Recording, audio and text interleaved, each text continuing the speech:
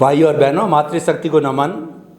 हमारी सत्संग उत्तरोत्तर प्रगति की ओर बढ़ रही है, आनंद की अनुभूति हो रही है और आनंद ही जो जीवन का लक्ष्य है, क्योंकि आनंद प्रदाता, सत्संग प्रदाता, अनुभव वाणी को बताने वाले स्वयं साक्षात्कार विराजमान है। उनके आभा मंडल से निकलने वाली रश्मियाँ वो हमको आनंदित करता। जो भीतर आनंदित है वही आनंद दे सकता है। और भीतरी आनंदित क्यों है कि इनका दर्शन खुला हो चुका है। तो समस्त श्रोताओं की तरफ से स्वामी जी आपका बहुत बहुत अभिनंदन, स्वागत, सत्कार। जय सच्चिदानंद। जय सच्चिदानंद। स्वामी जी, पिछले एपिसोड के अंदर समय की अल्पता की वजह से एक बहुत बड़ा प्रश्न जो रोज़मर्रा के जीवन में हर व्यक्ति के साथ घटित होता है और वो हर व्यक्ति उसका सोल्यूशन चाहता है कि मैं बहुत कुछ करता हूँ, परिश्रम करता हूँ, परिश्रम करना ही कहते हैं, लोग कहते हैं कि तो पुरुषार्थ करता नहीं, कैसे आगे बढ़ेगा, फला व्यक्ति कहाँ पहुँच गया, ऊपर पहुँच गया, दुनिया का नंबर 1 हो गया और तू योग्यता रखता नहीं होता। मैं करता हूँ, लेकिन सारे प्रयास करने के बाद भी मैं चाहता हूँ वह हो नहीं रहा है। तो स्वामी जी, हम चाहते हैं, वैसा होता क्यों नहीं है? इसके पीछे क्या लॉजिक है? अध्यात्म विज्ञान सनातन सत्य की तरफ से लॉजिक दीजिए इसका। देखो, बहुत सहज और सरल बात यह है कि प्रिंसिपल समझो, हम इस दुनिया के अंदर अपनी मर्जी से कुछ करने के लिए आए हैं, वो बात ही भ्रांति है। हर व्यक्ति की बात, चाहे राम है, चाहे कृष्ण है, चाहे महावीर है, अपनी मर्जी से कुछ भी कर सकते नहीं है और आम आदमी भी नहीं कर सकता है। हाँ, हर व्यक्ति अपने अपने संजोगों के मुताबिक प्रयास कर सकते हैं, हम इसमें मना नहीं करते हैं। क्यों नहीं कर सकते हैं? क्योंकि पूरी लाइफ या पूरा जीवन जो मन वचन काया से जीते हैं, वो पिछले अवतार के प्रोग्राम से प्ले होता है और प्रोग्राम के मुताबिक जब प्ले होगा तो ये जो प्लेयर है उनके पास तो कोई चॉइस है ही नहीं। कठपुतली है प्रोग्राम पिछले अवतार का और संजोग कुदरत देते हैं और प्लेयर भी कुदरत देते हैं, तो प्लेयर तो प्ले करेगा हैज़ पर द सर्कमस्टांसेस एंड हैज़ पर द प्रोग्राम। तो इसीलिए कोई व्यक्ति कहेंगे कि उनके मन वचन काया उनकी मर्जी से कुछ कर सकते हैं, वो रिलेटिव सत्य हो सकता है, सनातन सत्य नहीं हो सकता है। दूसरी बात, हम इस दुनिया में कुछ पाने के लिए आए हैं और कुछ खोने के लिए आए हैं। ये बात रिलेटिव सत्य हो सकती है, सनातन सत्य नहीं हो सकती है, क्योंकि हम इस दुनिया में कुछ पा भी नहीं सकते हैं और कुछ खो भी नहीं सकते, क्योंकि न हमारा था, न हमारा है और न हमारे पास रहेगा। शरीर भी छोड़ के जाना है और शरीर के साथ जुड़ा हुआ सत्ता, संपत्ति, संबंध, साधन भी छोड़ के जाना है। और इसीलिए कुछ पाना खोना वो सब्जेक्ट ही नहीं है।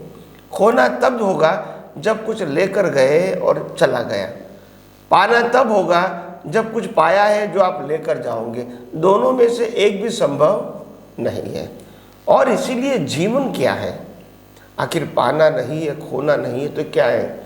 जीवन कर्मों को खपाने की एक लाइफ है। जो कर्म हमने पिछले अवतार में किया है उसका रिजल्ट के रूप में भुगतान करना, यही हमारा जीवन है। और ये भुगतान करते करते समय अगर हम कोई भी अवस्था को राग द्वेष से कहो, अहंकार से कहो, बुद्धि से कहो, माया या मोह से कहो, हम इसको स्वीकार नहीं करेंगे और दूसरे भाव करेंगे, तो फिर इससे नया कर्म बनेगा। तो नया कर्म बनेगा तो फिर नई लाइफ और नए संजोग भी मिलेंगे। तो इम्पोर्टेंट बात यह है कि who is powerful in this world, ये दुनिया में सबसे शक्तिशाली कौन कहेंगे? किसको कहेंगे? जिन्होंने बहुत सारी संपत्ति प्राप्त किया, इनको शक्तिशाली कहेंगे। जो राजा महाराजा राष्ट्रपति चक्रवर्ती बनते इनको शक्तिशाली कहेंगे। जिन्होंने हजारों युद्ध के ऊपर विजय प्राप्त किया इनको शक्तिशाली कहोगे। जो लाखों लोगों को वशीभूत कर सकते हैं, आकर्षित कर सकते हैं, अपने कंट्रोल में ले सकते हैं, अपने अंडर में ले सकते हैं, क्या इनको शक्तिशाली कहोगे? शक्तिशाली किसको कहोगे दुनिया में? तो शक्तिशाली ये होता है कि दुनिया की जो भी चीज शरीर के साथ जुड़े हुए मन वचन काया, उनसे मिली हुई सत्ता संपत्ति संबंध और साधन जो शरीर को मिलता है, ऐसी सभी अवस्थाओं जो अपने ज्ञान दर्शन से देखकर कोई भी अवस्था इसको आकर्षित नहीं करती है, वो सबसे शक्तिशाली है। कुदरती रचना देखने वाला। हाँ, आकर्षित क्यों नहीं होता है? क्योंकि उसको मालूम है कुदरत की है। मैं अगर पाना चाहूंगा तो भी पा नहीं सकता हूं, क्योंकि मेरी हो ही नहीं सकती। अगर मेरे भाव से अगर मेरे को मिलेगी भी तो भी थोड़े समय के लिए, ये कोई परमानेंट तो मैं प्राप्त नहीं कर सकता हूं। इसीलिए दुनिया में शक्तिशाली लोग ये हैं जो दुनिया की कोई भी अवस्था से अपने ज्ञान दर्शन को विचलित नहीं होने देता, स्थिर रखता है, और वही आध्यात्म विज्ञान में ऊंचाई की ओर जाने की एक प्रक्रिया है, आगे बढ़ने का एक रास्ता है, और ब्रह्मांड के रहस्य को अनुभव करने की एक मेथड है। जब आप स्थिर होंगे, अवस्थाओं में आपका ज्ञान दर्शन स्थिर होगा, तभी आप आध्यात्मिक प्रगति कर सकते हैं।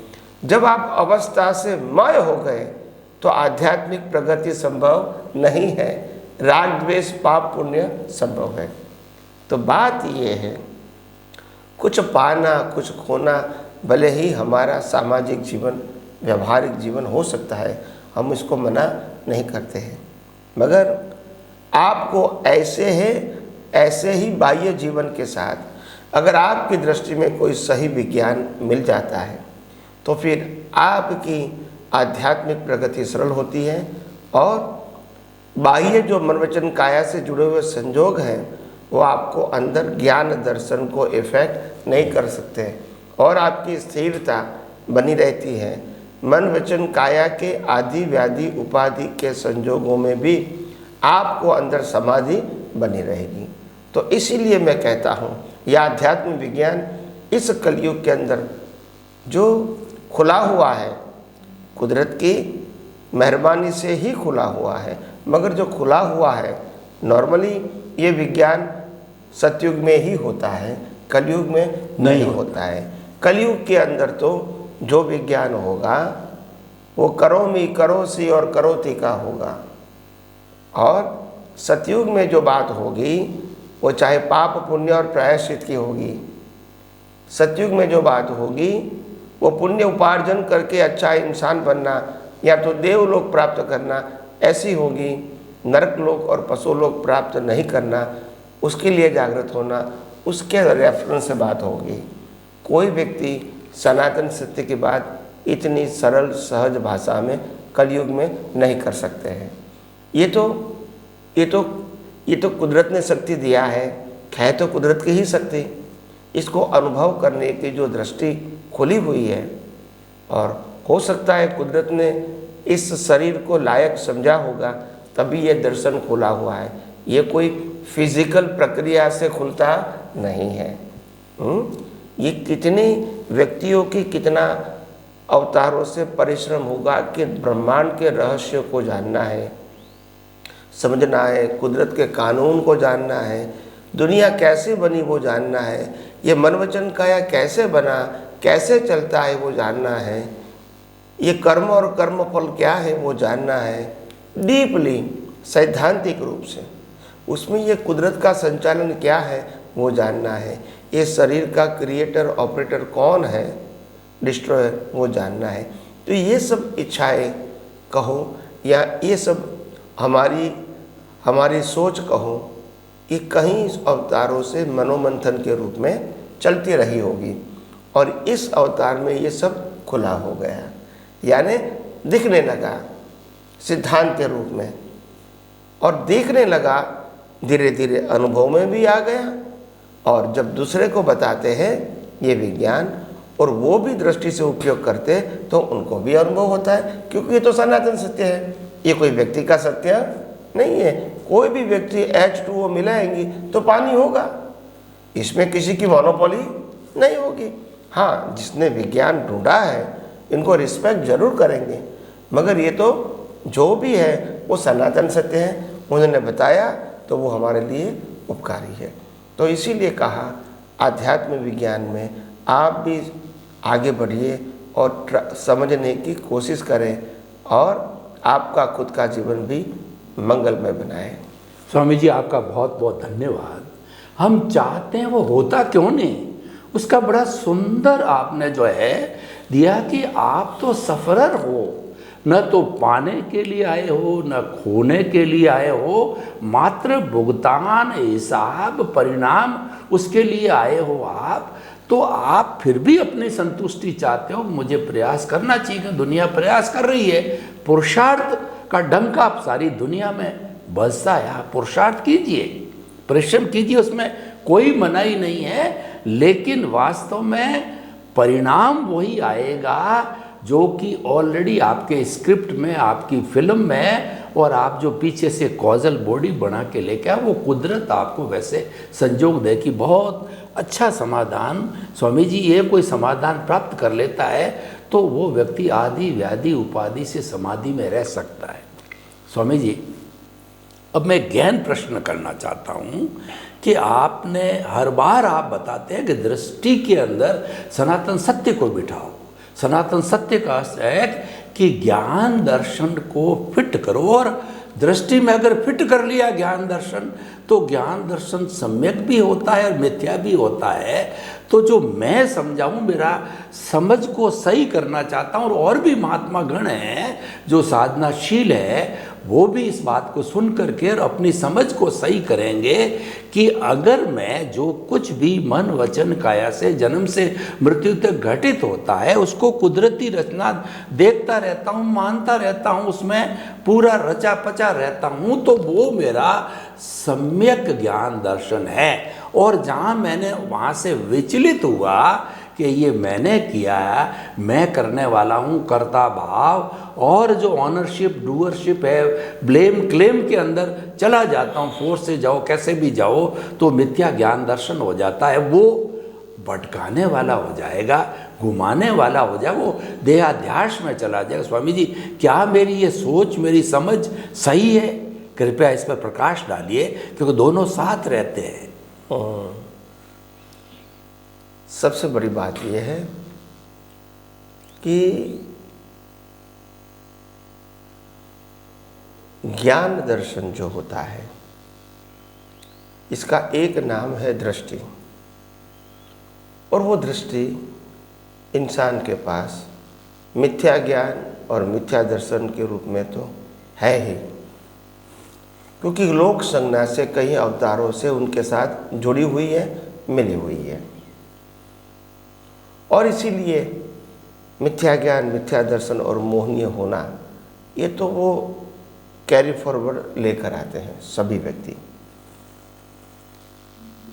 मगर सम्यक ज्ञान और सम्यक दर्शन वाली दृष्टि बनाना वो बहुत बड़ा आंतरिक पुरुषार्थ है, वो बाह्य पुरुषार्थ नहीं है।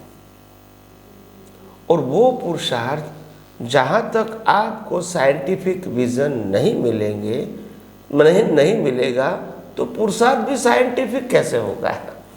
साइंटिफिक का मतलब सनातन, साइंटिफिक का मतलब लॉ ऑफ नेचर।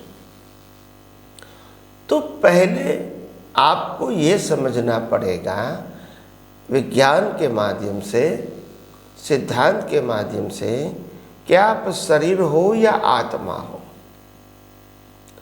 और ये दोनों अगर आपको समझ में आता है कि आत्मा में स्वयंभू हूँ, आत्मा मैं स्वयंभू हूँ, और आत्मा का ज्ञान दर्शन वो भी सहज है, और आत्मा की हर क्वालिटीज़ वो भी परमानेंट है, आत्मा खुद ही अविनाशी है, और आत्मा के अंदर कर्म बांधने की और कर्म को भुगतान करने की स्वतंत्रता नहीं है। आत्मा की हाजिरी से कर्म बंद होते हैं और कर्म की भुगतान होती है। आत्मा कर्म बंद नहीं कर सकता है। एक महाशय ने बहुत साल पहले जैन साधु ने प्रश्न किया था कि कर्म बंद तो आत्मा ही करता है और इसीलिए उनको जन्म मरण भी लेना पड़ता है, शरीर का तो जन्म मरण होता नहीं है, तो आप आत्मा जो है वो कर्म बंद नहीं कर सकती है या कर्म की भुगतान नहीं कर सकती है, ऐसा आप क्यों बताते हैं? तब मैंने कहा अगर आत्मा के अंदर कर्म बांधने की क्षमता होती तो फिर वो सिद्ध क्षेत्र में जाके भी कर्म बांध सकते थे। आत्मा तो वही का वही है। अगर आत्मा में शक्ति होती तो कहीं भी बांध सकता है, मगर ऐसा नहीं है। आत्मा की हाजिरी में अज्ञानता के माध्यम से आप कर्म को चार्ज कर सकते हैं और कुदरत इसको डिस्चार्ज करने का संयोग देते हैं। तो कहने का मतलब ये है कि हम कई अवतारों से सिद्धांत को समझने में भटक गए और धर्म के अंदर खास करके धार्मिक सत्य, मन वचन काया की शुद्धि और ऐसा भाव करो ताकि आपको जीवन अच्छा मिले, सरल मिले, पुण्य बंद होवे, ये सब सोच होने के नाते जो सनातन सत्य का विज्ञान जो वास्तव में अस्तित्व है मगर वो ढक गया, कवर हो गया, और होते हुए भी आम आदमी उसके ऊपर सोचना बंद कर दिया, और गुरु परंपरा भी ऐसी मिली कि आपको सिर्फ फॉर्मेट की ही बात करने लगे, विस्मृति हो गई उसकी, विस्मृति हो गई। और ये आध्यात्म विज्ञान के माध्यम से वो ही विज्ञान जो हाइड हो गया था वो रीओपन हुआ है। क्या हुआ है? रीओपन। ये कोई नया विज्ञान नहीं है। तो इसीलिए जितना भी आप ये विज्ञान समझोगे, मैं समझता हूँ आपका जीवन एकदम सरल और सहज बन जाएगा और आपकी दृष्टि विशाल और कोई भी चीज़ को समझने में एकदम शार्प रहेगी।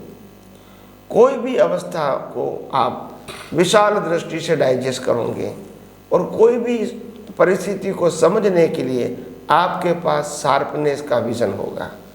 वो शार्पनेस का विजन ये है कि इतने सारे रिलेटिव सत्य के ऑप्शन में आपको सनातन सत्य वाली दृष्टि ही बनाना है। ऑप्शन तो बहुत है रिलेटिव सत्य में, तो ये प्रैक्टिस करके शार्पनेस आएगी, ब्रॉडनेस आएगी, मैच्योरिटी बढ़ेगी, साहजिकता, सरलता, सहजता अपने आप जुड़ेगी।